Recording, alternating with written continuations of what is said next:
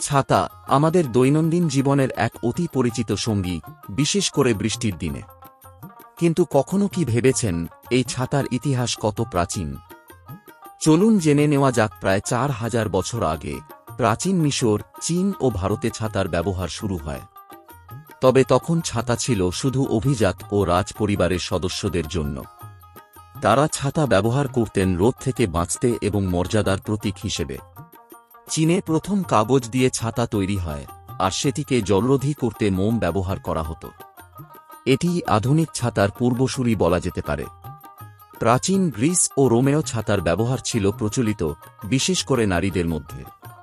এরপর ধীরে ধীরে ছাতা ইউরোপের ফ্যাশনের অংশ হয়ে ওঠে। 18 শতকে ইংল্যান্ডে জনাস হ্যানওয়ে প্রথম পুরুষ হিসেবে নিয়মিত ছাতা ব্যবহার করেন। তখন তাকে নিয়ে অনেক উপহাস হলেও পরে ছাতা সাধারণ মানুষের দৈনন্দিন প্রয়োজনীয় জিনিসে পরিণত হয়। পরবর্তীতে ধাতব ফ্রেম ও ভাঁজযোগ্য ছাতা আবিষ্কার হয়, যা আরও সহজে বহনযোগ্য হয়ে ওঠে। আজকের আধুনিক ছাতা সেই প্রাচীন ঐতিহ্যের ধারাবাহিকতা, একদিকে ব্যবহারিক, অন্যদিকে ইতিহাসের সাক্ষী।